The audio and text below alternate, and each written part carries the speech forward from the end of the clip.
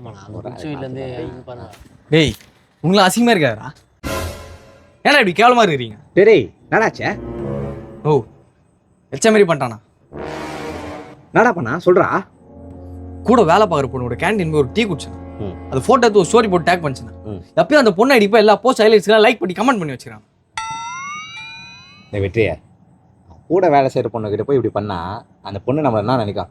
நம்மளை விடு, அவனை பற்றி நான் நினைக்கான். அந்த பொண்ணு இவன் ஐடி காமிச்சு உன் ஃப்ரெண்டான்னு கேட்ட ஒரு பார்வை பார்த்தானா அசிங்கமாக போச்சு. டேய் நடா. இவன் ஐடியிலேருந்து மெசேஜ் பண்ணால் தெரிஞ்சிடும் சொல்லிட்டு ஃபேக் ஐடியிலேருந்து மெசேஜ் பண்ணிக்கிறான். டேய் வேலை செய்கிற இடத்துல தான் இஷ்டத்துக்கு பேசுகிற, இன்ஸ்டாவில் கூட பேசுவ. நான் மெசேஜில் பண்ணலண்ணா.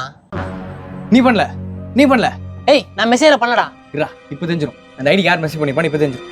இந்த ஐடி கால் பண்ணுறேன், நீயே பார்ப்பேன். டேய் இப்போ நம்ம காலில் பண்ணுறான். டேய் நீ தான் பண்ணல, எதுக்கு பயப்படுற?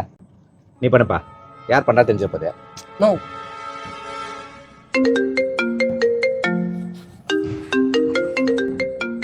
வெற்றியா உன் ஃபோன் என் பையில இருக்குதா?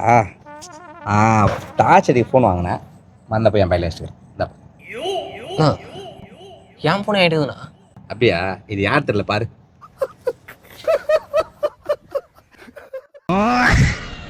உங்களுக்கு தானே ஃபோனு?